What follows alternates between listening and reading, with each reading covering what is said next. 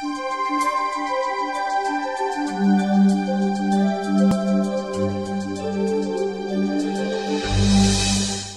بالله من الشيطان الرجيم بسم الله الرحمن الرحيم الحمد لله رب العالمين والصلاة والسلام على سيدنا ومولانا أبي القاسم المصطفى محمد اللهم صل على محمد وآل محمد وعلى أهل بيت الطيبين الطاهرين المعصومين لا سيما بقية الله في الأراضين روحي وأرواح العالمين له الفداء رب اشرح لي صدري ويسر لي أمري واحلل عقدة من لساني يفقه قولي. So brothers and sisters, inshallah, before I begin tonight's talk, in tonight's talk we're not going to be able to cover the entire chapter on those first people who would oppose the Anbiya. We're not going to be able to complete that tonight. There's certain verses that I have to add to this discussion in order to make that part of the discussion complete. We're not going to be able to cover that tonight. But before I get to that, there's a question, a very good question that was raised by one of the sisters in our last meeting. And for those of you who are here, remember that we were talking about the idea that one of the requirements for us in order to be true Shia and beneficial to the cause is the idea that we gain a deep understanding of the religion. Tafaqquh was the word that's used in the ahadith. And we have to be people who don't have a superficial understanding of the religion. Those mu'mineen who have a superficial understanding, many times they end up hurting the cause without even knowing it. So, because I don't want this discussion to be one where it's just giving out general ideas without giving practical instructions, or at least ideas for us to consider, I'd like for us to consider the following steps to take. Many of us are people who are involved with another circle of believers. When we talk about our strategy going forward, we said that our conclusion is this: in order for us to reach to where we need to be, which is to build a society which is based on the principles of Tawheed, the stage that we're in right now, you and I, is a stage where we're trying to become and to build human pillars. We also realize that we can't reach out to everybody who's here, right? There are certain people who are more receptive. Of course, we're trying to expand that circle. We don't want to divide the community into people who are religious and are practicing and others who feel outside or left out. We want to expand that circle of influence, but we realize there's certain people who are more ready. And obviously, when we can't give time to everybody, we'll start on those people who are kind of more receptive to the message.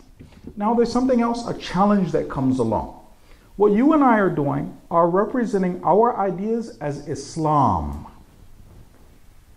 Right? What we're doing is we're defending the religion, we're explaining the religion, and we're coming across as those mu'mineen who are here to defend Islam.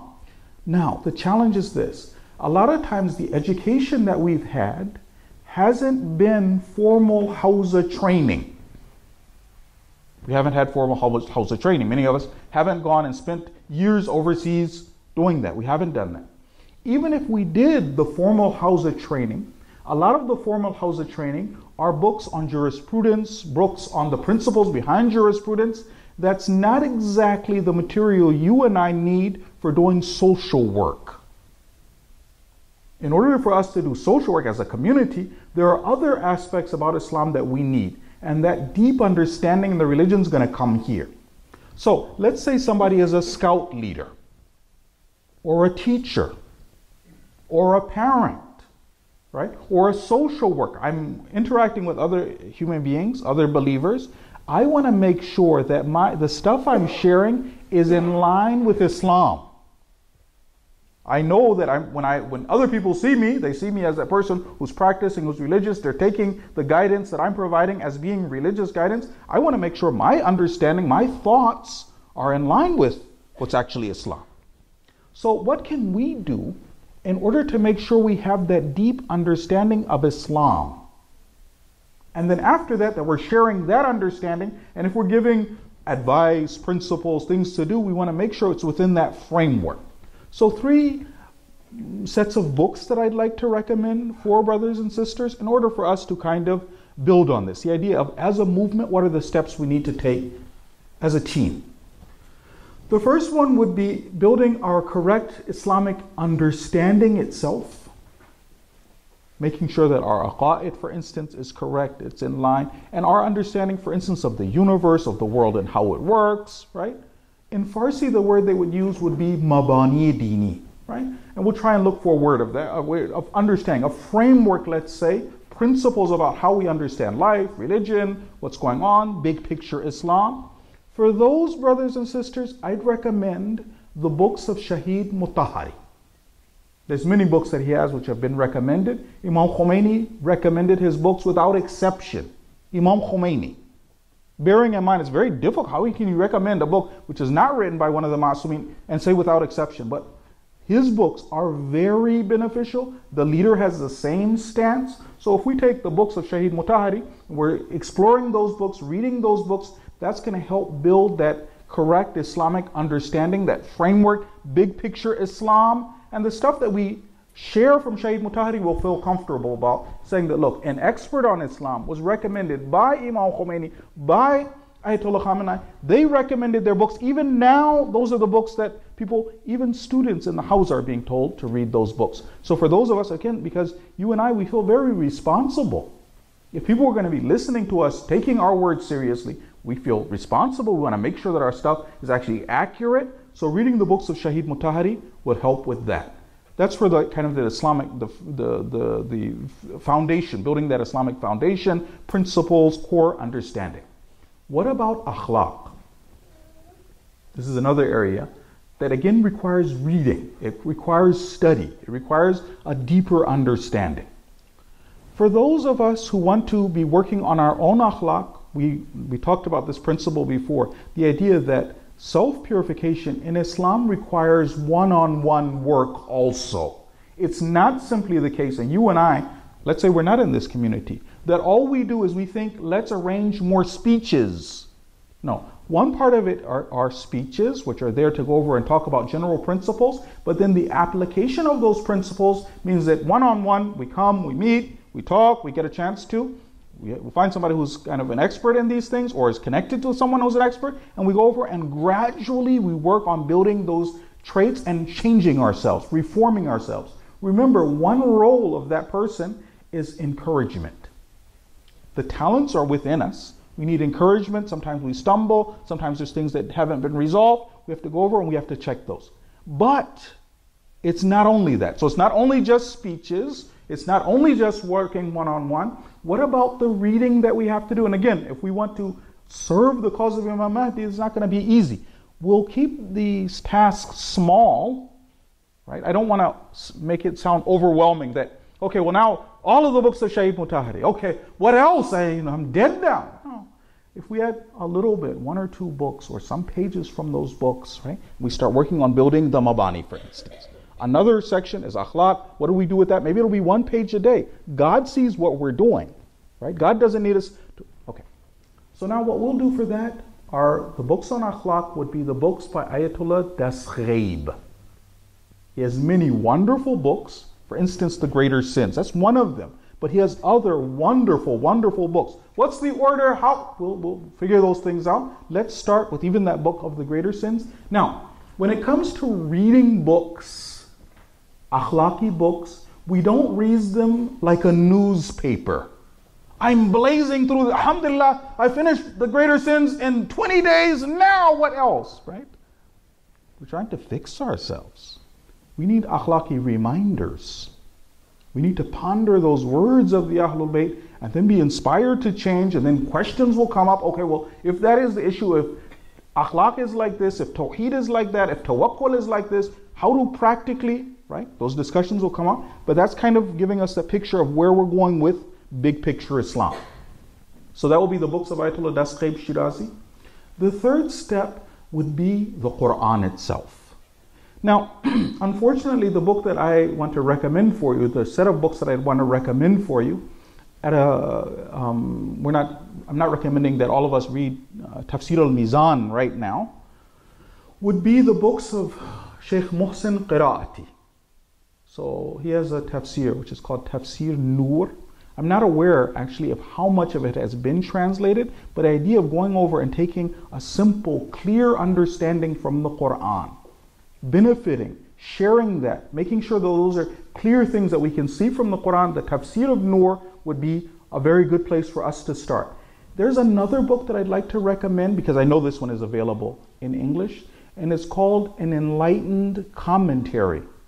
An enlightening commentary into the light of the Holy Quran. Actually, these brothers will send these books out. If somebody wanted them, you contact them, they have an institute where they'll send the books out. Or we could purchase them, why not, if we're able to purchase them. Sometimes when somebody gives us a gift, we don't take it quite as seriously.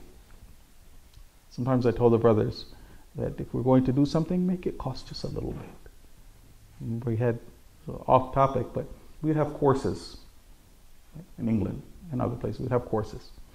And when the course, in order to facilitate the course, you say 15 pounds, for instance.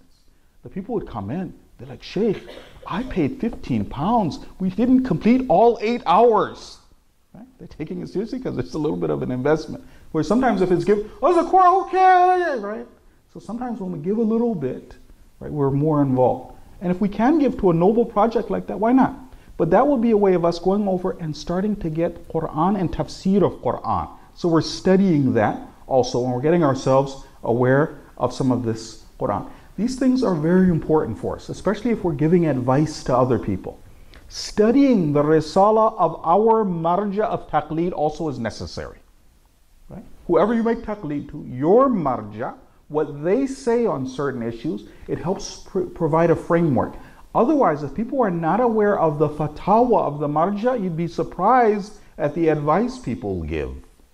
But if I take the words of my marja, the representative of God, mainstream Islam, as a red line, there's certain advice I can't give people because it's against Islam, it's against, right? So studying the risala of our marja is also very necessary. Now for a hadith, a very beautiful book which is available to us now, again for self-study, would be, it's called Mizanul Hikmah. There's a 1-volume work that's out. Right? Going over some of those ahadith that have already been selected. Ayatollah Ray Shahri worked on that. They have a whole institute based on the ahadith. Right? Going over some of those ahadith. There's other books of hadith also, but that would give us at least a bit of a framework for, inshallah, building ourselves up to becoming people who have that deeper understanding of the religion. Please send the salawat. Allahumma salli ala Muhammad wa ali Muhammad.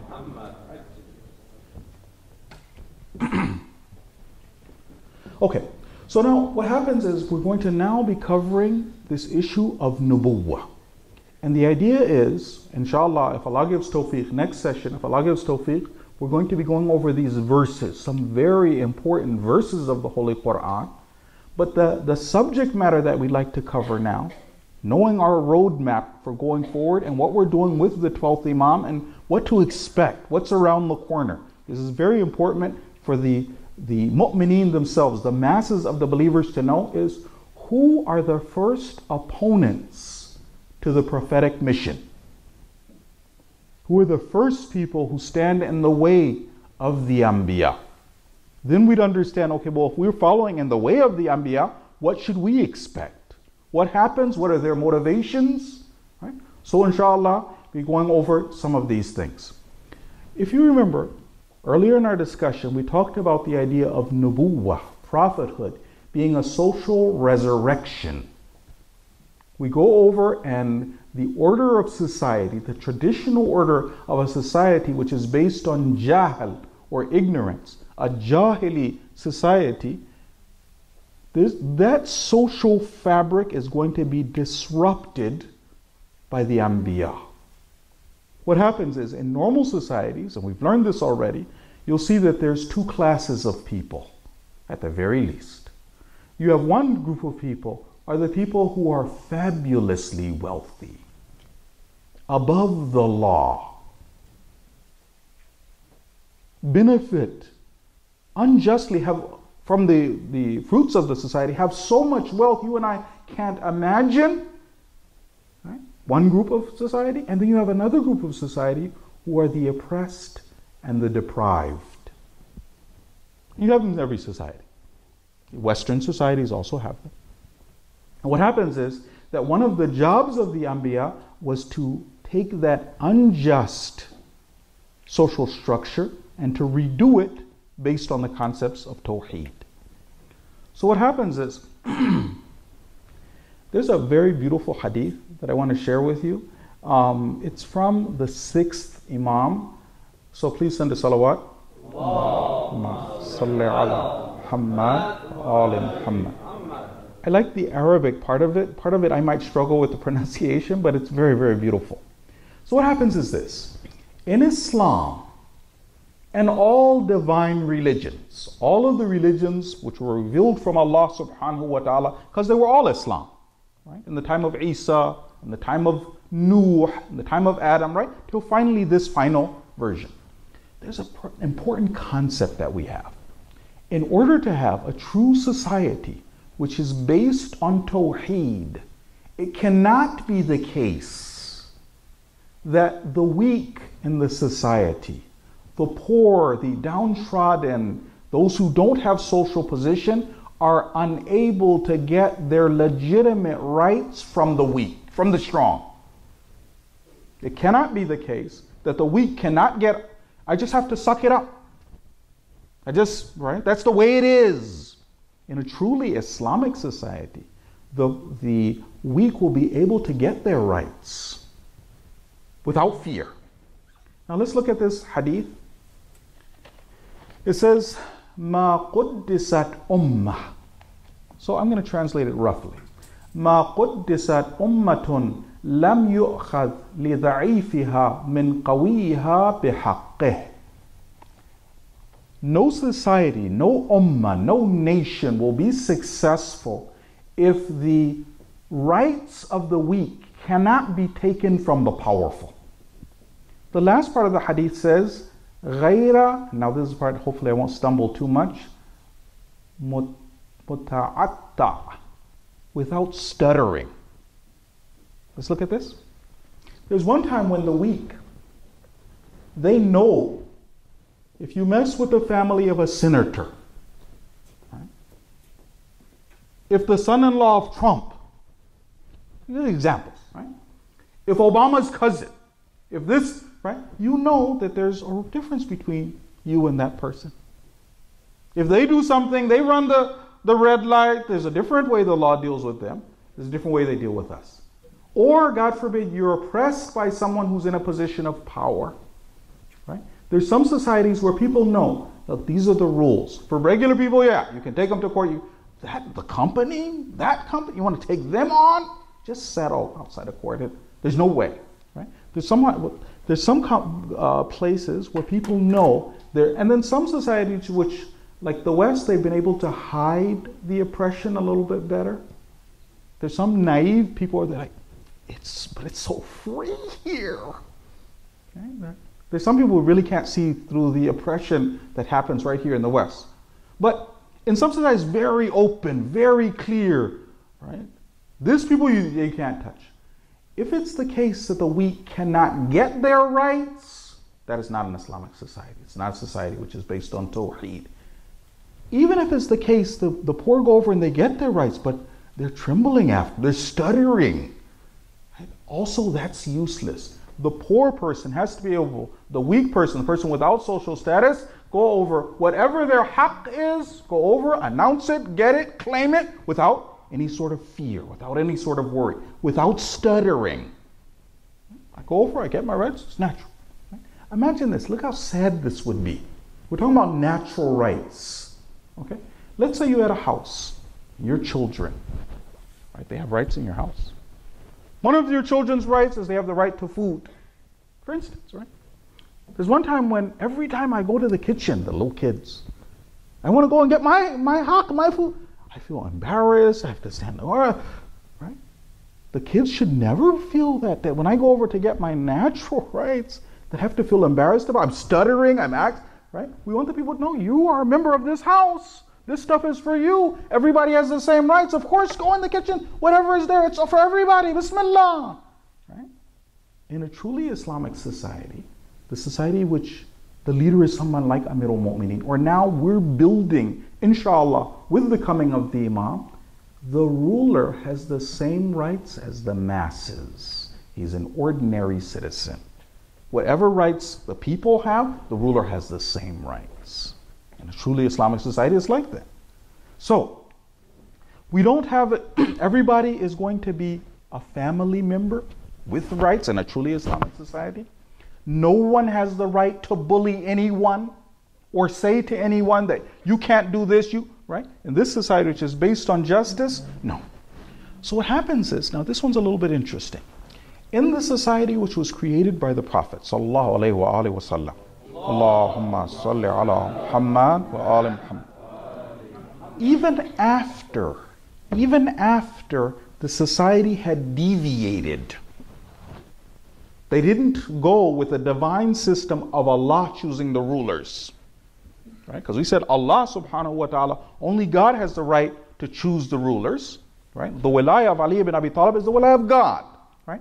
Even after that time, the initial structure that had been set up by the Prophet was still there. So people, the weak, still had the right to get their rights from the powerful. I want to give you a story. So what happened was, there was an individual, let's say he was a Bedouin, right? They said an Arab who was in the desert, a Bedouin.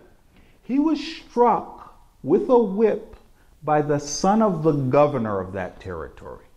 Struck with a whip. In Egypt. He gets up and he walks all the way to Medina. Right? The little guy goes over to Medina and he complains to the Khalifa at the time. He says that I was struck by this individual. He hit me with a whip. What does the Khalifa do? The Khalifa writes a letter and he says both the governor and his son have to come to Medina. The governor and his son. If he had just written to the governor, said, send your son, maybe he's sick, right? There's more room for wiggle room, right? But you have to come, he has to come. Official visit, I need you. They show up. When they show up, then he says that, he questions the son. He says, why did you hit this Bedouin with your whip? You know what the governor says? The governor is Amr bin al-As, by the way. He says that, Khalifa, Amirul Mu'min, calling the leader, Amirul Mu'mineen, he says, witnesses. Witnesses. Tell him to go bring 4. So the Khalifa, he says, how is he going to come with 4 witnesses? In the middle of the desert, how the 4 adil witnesses all there watching you hit him. He said, him coming here is a sign that this really happened. Why would he come over and walk from Egypt to Medina? Don't tell me about witnesses. Why did you hit him? After they question the son, they lay him down in the Masjid Nabawi in Medina, and they lash him. Then after that, the Khalifa says, the father also needs to get lashes. So Ammar asked, hope you lash my son. Why me? He said, well, no, the son, the reason he did that is because he knew he had you to back him up. Because you're powerful. Otherwise, if you had raised him properly, if he knew there was justice, he wouldn't dare to go over and hit another person with the whip. They laid the dad down and they lashed him also. Right? This is after the deviation. We do not consider we consider this ghasb of khilafah. Right? But the principles that the Prophet had laid down, that social structure that the Prophet had laid down, the idea that you could go over and get your rights, ask for your rights, and those be delivered, that was still there. So, what I want to do is I want to go over and start explaining some of the principles. Like I said, this time we won't be able to go over the actual verses. There's verses where the Prophet, meaning God, Allah subhanahu wa ta'ala, gives us so many stories of the Anbiya, and then he shows who are the first people to oppose those prophets. We're not going to be able to go over those things. We're going to start with some other things. One of the things, though, that's there in that Islamic society, a society which is based on Tawheed, is that you're not going to find individuals who have enormous amounts of wealth beyond what even a human, their children, their great-grandchildren could never spend that amount of wealth, right? While other people were completely deprived of even their basic rights. There's a principle that we find in the books of the Hadith. They say this, La israf, there's no israf, there's no extravagant, there's no wastage, there's no wealth that's piled up and used and in a corner, people living luxurious lives, mansions. It says, illa wa bijambihi haqqun mudayya. Except that at the same time, when you have that wealth that's unimaginable, somewhere along the line, there were rights that were usurped, rights that were ignored. If the wealth was being delivered or distributed properly, the Baitul Mal, the public treasury, natural resources, the way that we're going to do it, if that was being delivered or distributed properly, there's no way one family would be that wealthy. Right? The Rockefeller families, the Rothschilds, right? Where did they get out that much money? It's not only their share. There's millions of other human beings who had access or should have had access to the wealth which was there to benefit all human beings. It's when dhulm happens, then you have that kind of incredible wealth. So now, in this Islamic society, right, the society which the Prophet built or Imam Mahdi will create, right, you're not going to have that institutionalized oppression, bullying, a separate class of people, people who are above the law. That's not going to be there. So since that's not going to be there, right, people in this society, in the Islamic society, you don't get to be selfish. The true Islamic society, you don't get to say, well, these are my rights. I'm taking care of my needs. Who cares what happens to the rest? Me and, right? As a Muslim, I'm compelled to defend the oppressed. I can't be unconcerned. And this kind of a society, which is a society without laziness, hardworking, well, inshallah, we'll talk. I want to mention 7 important principles about that society the Prophet was trying to create as reminders for all of us of where we're trying to recreate. Okay? A society without divisions based on racial or ethnic lines. Right? A society with brotherhood. And this kind of a society, it's also not a society where the people are blindly following a charismatic leader. We also had this discussion, the idea that in Islam, it's not all based on one charismatic leader. There's a system that the Prophet comes in. First, I want to come to a conclusion, but first let me say the 7 principles about the society that the Prophet was trying to create and what we have to create. In that society, it's a society which is based on faith. So it's a faith-based society. Iman is actually what gives us that strength and makes us be able to do things that ordinary people can't do. Justice for all is number 2. Justice for all, right? So no tyranny, forcing people to just accept oppression. That's not there. It's a society where knowledge and awareness are valued, right? Ilm and also basira. Ma'rifa, right? In the Islamic society, that's right. True brotherhood and closeness, number 4. Number 5 is the basis for interacting with other people will be Islamic akhlaq and righteous behavior. But not only apparent righteous behavior, people are just, people are smiling, people are friendly. In a truly Islamic society, the society of the Prophet of Allah, or the one that we're trying to work to, the idea is that we're also working on self-purification, right? Gnosis, getting to know God, right? The aspiration of the society are very good. It's also a society which is not weak, right? The Prophet didn't create and didn't teach us to be weak. This was a society of strength, right? The Muslims are not people who, you just oppress us, you take our rights, we think that's good akhlaq. By shutting up and keeping my mouth shut, you run all over me and, no, be humble. No, the mu'min goes after his or her rights. And it's a society where people were encouraged to be hard workers. Laziness was not acceptable in that society of the Prophet. If we're raising mu'mineen or trying to be ourselves, we also know these principles are there. Now, question, right? Let's come to a conclusion. We said that prophets, if you remember this from the last discussion, from the very beginning, the Anbiya announced the mission and where they're going. They announced their vision for the community. They announced their principles, where we're going with this. what we're going to do, and they say it from the very beginning. It's not a secret. It's not something they only tell their closest companions. They tell the elite, they tell the opposition, they tell everybody where we're going and what we're going to do and what Tawheed stands for. So now a society like that with those 7 principles, if the Prophet comes out and from the beginning he announces that this is what we're doing, automatically, for you and I, we know there's going to be some sort of opposition to that, right? You're not going to announce these principles, practically be trying to move in that direction in a society which is based on ignorance and nobody stand up, no, there's going to be, definitely going to be opposition for this. The question that we want to come to, and later on we want to look at these verses and we'll see, inshallah, the guidance that Allah has provided us in the Quran is, who would be the first people who would stand in the way of the prophets? That first line. You'll learn this from the verses of Quran. Every prophet, we learn this in the verses of Quran. Every prophet who went to his community was opposed. Every single prophet, there was opposition. But the Quran also tells us who were the first people who would get up and stop and go against the prophets. And so, now what happens?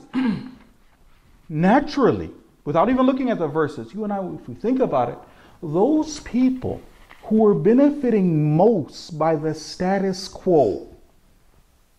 The status quo was helping some people. They had established enormous fortunes based on that system and its values, right? People were fabulously wealthy families. Their money is going back and forth. They're keeping it within their own circles. Some of these individuals, automatically, when you come over, you say, I announced that from here going forward, remember we had this discussion before about Anfal, right?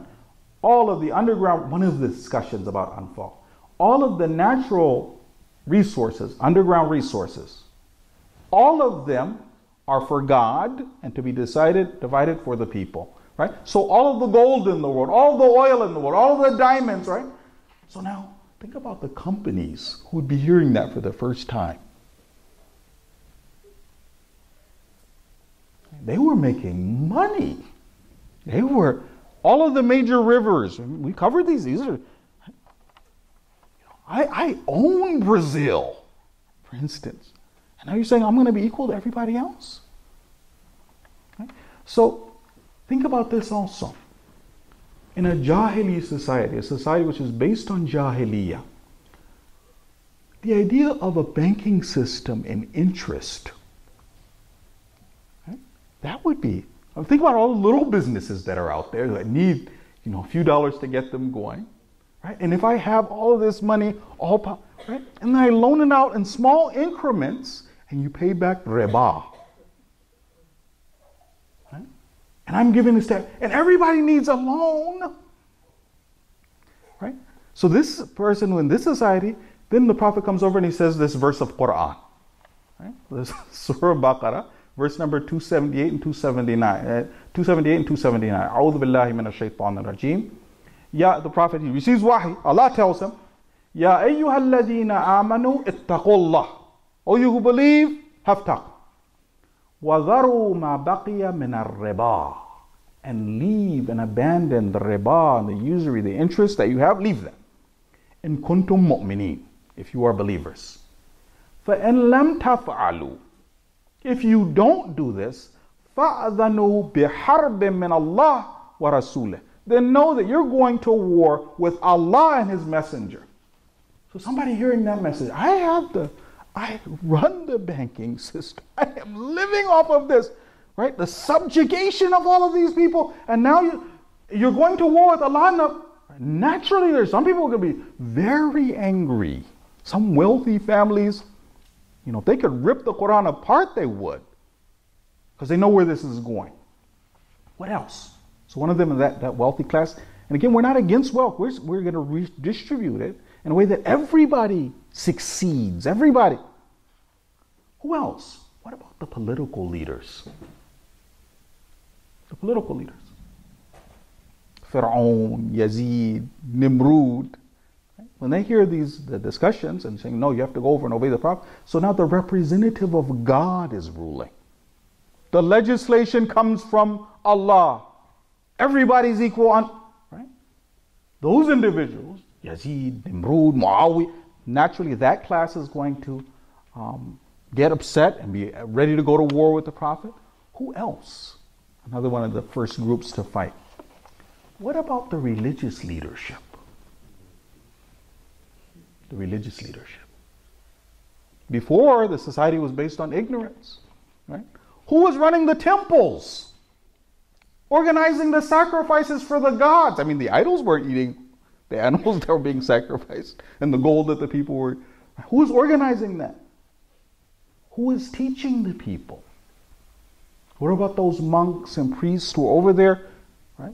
Sometimes backwards beliefs, people confessing their sin. There's a whole structure, there's an organization and institutions. You know how wealthy some of these churches are, by the way? How anyhow, so these guys, they come over and then now you have a new deen. The people, instead of being superstitious, instead of having these backwards beliefs, up until now, I was the mu'allim of everybody. Everybody would come to me, they would, bless me, I'm giving them instructions. Right now, I'm also one of the ignorant like everybody else. I have to sit over and I have to start. I don't even know how to make wudu. Before, I was the high priest.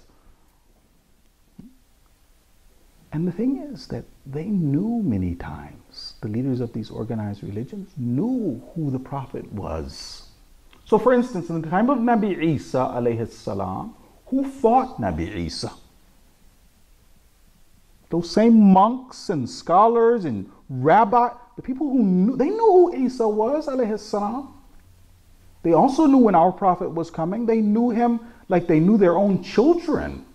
They had the signs, right? So it's natural, these individuals, these are going to be some of the people who would go over and be that first line of opposition. The people who were most threatened and could feel the religion was going to take away their dunya naturally, unless the person was very pious, then the person will go over and they'll say, no, I'm opposed to this. But we're going to stop here. This is to the end of the notes that I have here. Inshallah, later, if Allah gives tawfiq, we're able to go over the verses of the Quran and see this body of knowledge that the Quran wants God, Allah, wants all of the mu'mineen to have, and then how that helps us understand that big picture of Islam and where we're going. But we'll end with salawat ala Muhammad wa ali Muhammad.